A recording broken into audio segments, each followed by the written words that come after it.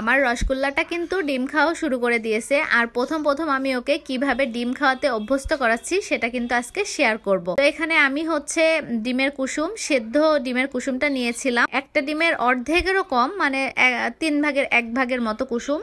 এখন তো অনেক বেশি খেতে পারে না, তো প্রথম দিকে আর কি অল্প অল্প করে একটু একটু করে ওকে অভ্যস্ত করাচ্ছি। তো দেখতেই পাচ্ছেন এখানে কতটা পরিমাণ আমি নিয়েছি। তো এটাকে প্রথমে একটু ম্যাশ করে নিচ্ছি। ম্যাশ করে নেওয়ার পর অল্প একটু পানি মিক্স করে আমি ও যাতে খেতে পারে তেমন ভাবেই তৈরি করে নিচ্ছি, যাতে ওর গলায় না বেঁধে যায়, যেহেতু কুসুমটা একটু ড্রাই হয়। তো তারপর থেকে আমি একটু একটু করে ওর মুখে দিয়ে ও হচ্ছে খাওয়ানোর চেষ্টা করছি। তো দেখলাম যে ডিমটা মাশাআল্লাহ সে খুব ভালোভাবে আর কি গ্রহণ করছে। ডিমটা হয়তো ওর ভালো লাগছে, ডিমের টেস্টটা। এর আগে সুজি খাওয়াতে গিয়ে দেখলাম যে না, সুজিও খুব একটা মানে পছন্দ করতেছে না। তো ডিমটা মনে হয় সে মোটামুটি ভালোই পছন্দ করছে। তো যাই হোক, এখানে আমি যতটুকু পরিমাণ ডিম নিয়েছিলাম এটা কিন্তু পুরোটাই সে খেয়ে ফেলেছে মাশাআল্লাহ। এখন এভাবে আর কি 2 থেকে 3 দিন আমি কুসুমটা দিয়ে ট্রাই করব। কোনো অ্যালার্জি বা অন্য কোনো প্রবলেম হয় না, যদি কোনো প্রবলেম না হয় তাহলে আমি এভাবেই কন্টিনিউ করব।